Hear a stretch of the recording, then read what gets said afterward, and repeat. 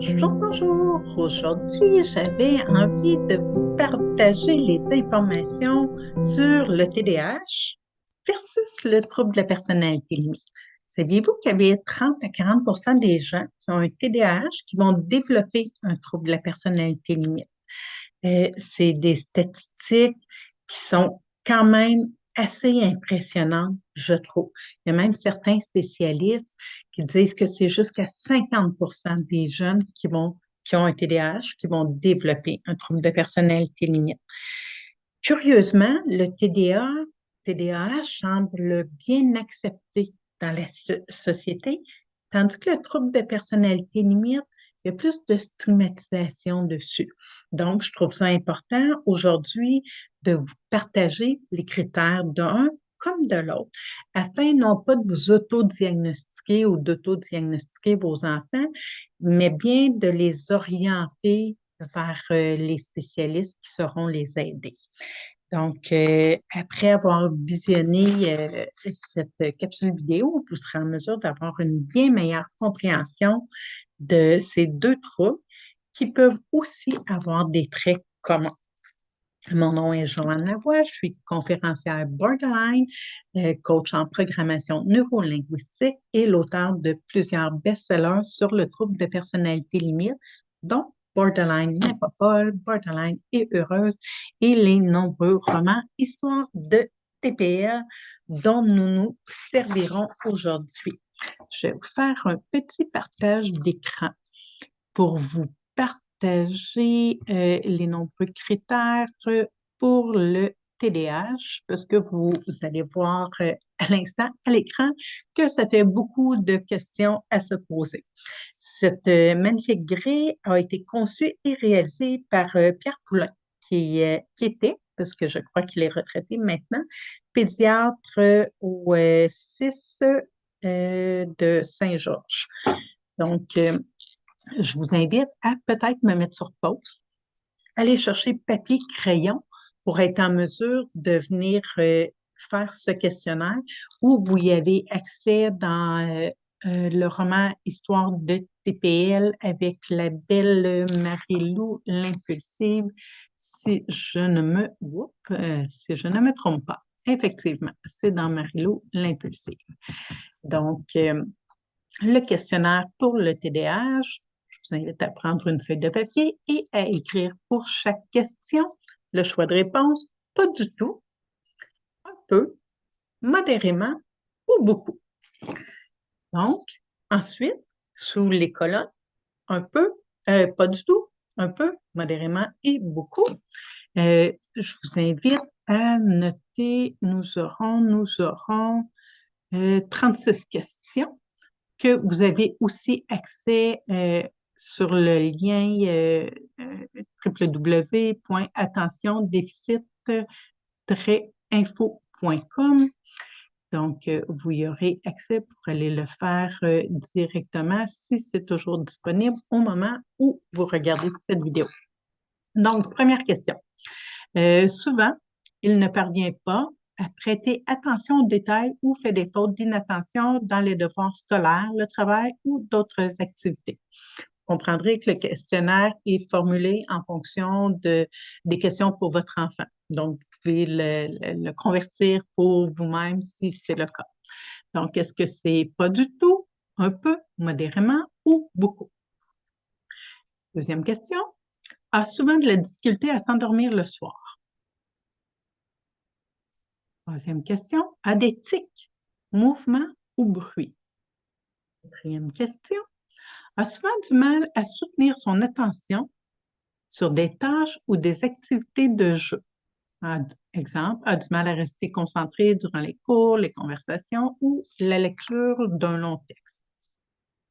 5. Conteste souvent ce que disent les adultes. 6. Semble souvent ne pas écouter quand on lui parle personnellement. Exemple, son esprit paraît ailleurs, même en l'absence d'une distraction évidente. 7. Se met souvent en colère. Et ensuite, numéro 8. ne se conforme pas aux consignes et ne parvient pas à mener à terme ses devoirs scolaires, ses tâches domestiques ou ses obligations professionnelles.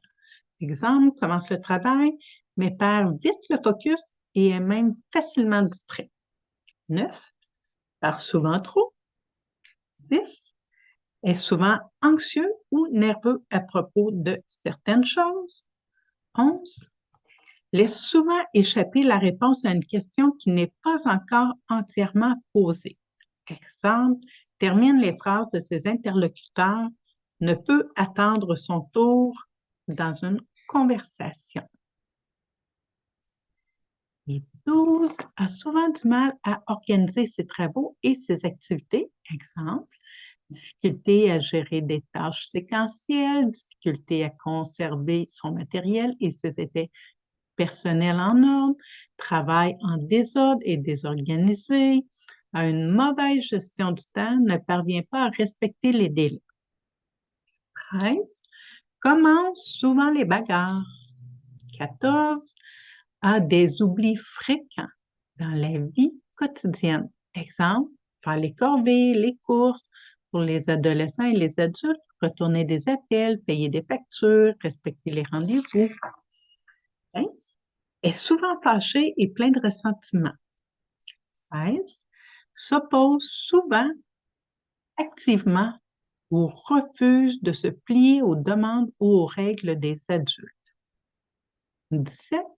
A souvent du mal à se tenir tranquille dans les jeux ou les activités de loisirs. 18. Est souvent sur la brèche, agissant comme s'il était monté sur un ressort. Exemple, est incapable ou inconfortable de se tenir immobile pendant un long moment, comme dans les restaurants, les réunions, peut être perçu par les autres comme agité ou comme difficile à suivre. 19. Ment souvent pour obtenir des biens ou des faveurs ou pour échapper à ses obligations. 20. Semble souvent triste ou déprimé. 21. A souvent du mal à attendre son tour. Exemple, dans une file d'attente. 22. Interrompt souvent les autres ou s'immisce dans leurs activités. Exemple, fait irruption dans les conversations, les jeux ou les activités. Peut commencer à utiliser les biens d'autrui sans demander ou recevoir leur permission. Pour les adolescents et les adultes, peut s'immiscer et reprendre ce que d'autres font. 23. Est souvent susceptible ou facilement agacé par les autres. 24. Fait souvent porter aux autres la responsabilité de ses erreurs ou de sa mauvaise conduite. 25. Remue souvent les mains ou les pieds ou se tortille sur sa chaise. 26. Embête souvent les autres délibérément. 27. Se montre souvent méchant ou vindicatif, se venger. 28. Quitte souvent son siège dans les situations où cela est inapproprié. Par exemple, se lève de sa place en classe, au bureau ou au travail ou dans d'autres situations qui nécessitent de rester en place. 29. Manque souvent d'appétit. 30. A délibérément détruit le bien d'autrui. 31. Souvent, court ou grimpe partout dans les situations où cela est inapproprié. Remarque, chez les adolescents ou les adultes, cela peut se limiter à un sentiment d'agitation. 32. Perd souvent les objets nécessaires à son travail ou à ses activités, matériel scolaire, crayon, livres, outils, portefeuille, clés, travaux écrits, lunettes, téléphone. 33. Brutalise, menace ou intimide souvent d'autres personnes. 34. Est souvent facilement distrait par des stimuli externes. Pour les adolescents et les adultes, cela peut inclure des pensées non reliées. 35. Souvent évite en inversion ou est réticent à s'engager dans des tâches qui nécessitent un effort mental soutenu. Exemple, un travail scolaire, un devoir à la maison, préparer des rapports, remplir des formulaires, revoir un long article. Et 36, elle fait preuve de cruauté physique envers les animaux. Donc, vous pouvez faire votre compilation et ça vous confirmera s'il y a des problématiques qui pourraient nécessiter d'aller consulter au niveau du TDAH. Et je vous mets ici maintenant les critères et du trouble de la personnalité limite, parce qu'on va se le dire, si on est agité, si on interrompt continuellement les gens, si on bouge au moment où c'est pas opportun, ben ça se peut que éventuellement les gens nous rejettent, n'aient pas envie d'être dans notre groupe, ça se peut qu'on se sente persécuté, ça se peut qu'on sache plus trop on est qui et que tout ça développe un trouble de personnalité limite. Donc, d'où l'importance de connaître les critères de chacun, parce que j'ai souvent des parents qui me disent, oui, mais mon enfant a un diagnostic de TDAH, il a sa médication, et je croyais que c'était tout simplement l'adolescence et une crise d'adolescence, mais ça perdure dans le temps. Mon enfant est rendu dans la vingtaine avancée et ça continue. Donc, le trouble de personnalité limite, bien souvent, va se développer autour de l'adolescence. Le diagnostic va se donner plus autour de 18 ans. Et c'est à ce moment où je vous dirais que c'est le plus facile de venir euh, modifier tout de suite cette mauvaise programmation-là parce que ça fait pas longtemps que les patterns sont bien ancrés. Donc, je vous montre les critères du trouble de personnalité limite. Pour avoir un diagnostic de trouble de personnalité limite, il faut avoir plus de 5 critères pour avoir un trouble de personnalité limite. On a 4 critères et moins, c'est des traits de personnalité limite. Et un comme l'autre peut être aussi souffrant. Mais le bon côté, c'est que c'est les mêmes outils qui est une bonne thérapie, une bonne reprogrammation. Donc, les critères.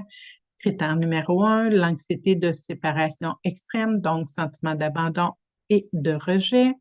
Deuxième critère, les impulsivités avec un trouble alimentaire, comportement sexuel à risque, les dépenses excessives, l'abus d'alcool, de drogue, entre autres.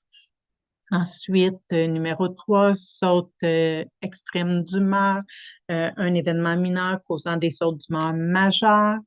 Euh, Numéro 4, sensation de vide, donc le sentiment de vide à l'intérieur. Numéro 5, relation instable, idéalisation excessive et dénigrement. T'es mon meilleur ami, euh, tu me dis quelque chose qui me déplaît, tu deviens la pire personne au monde, je t'aime plus pour une banalité bien souvent. Ensuite, trouble d'identité, la même chose. J'ai une belle journée, ça va bien, je me sens en confiance, il y a un message qui rentre, je me sens comme moins que rien, je suis triste, j'ai de la peine. Donc, alterner rapidement d'une émotion à une autre, positive ou négative, rapidement, à l'intérieur de quelques minutes, quelques heures. Euh, Relations, les abus, tendances suicidaires, menaces ou automutilation, donc des idées, des scénarios suicidaires ou de l'automutilation, colère intense, bagarre, indignation, colère persistante, et ensuite la dissociation et idée paranoïaque. La dissociation, c'est quand on perçoit les événements comme si c'était quelqu'un d'autre qui les vivait ou comme dans un film et les idées aussi de sentiment de persécution, d'avoir l'impression que les gens sont contre nous plutôt que possiblement, bien souvent, la réalité est que les gens veulent nous aider. Donc, de sentir qu'ils nous persécutent plutôt que de réaliser que c'est notre bien-être qui les importe. Donc, vous avez accès à tout ça dans Histoire de TPL, Marie-Lou, l'impulsive, mais un peu partout aussi dans le DMS5. pour les critères et la grille, je vous ai donné aussi les informations du pédiatre Pierre Poulain. Ce qui est important pour moi, c'est toujours de vous partager des connaissances par rapport aux troubles de personnalité limite pour changer le regard qu'on a et toutes les préjugés et la stigmatisation. Donc, si vous avez aimé, si vous avez appris à travers cette vidéo, je vous invite à la partager. Et comme j'aime beaucoup donner des cadeaux, je vous offre mon échelle de comment construire son échelle de valeur, mon beau guide gratuitement. Vous avez le lien, vous avez juste à cliquer dessus pour avoir accès à un atelier d'une trentaine de minutes, plus le document à remplir pour être en mesure de connaître premièrement vos valeurs et afin d'être bien aligné avec eux pour prendre les bonnes décisions dans votre vie. Donc, sur ce, je vous souhaite une magnifique journée.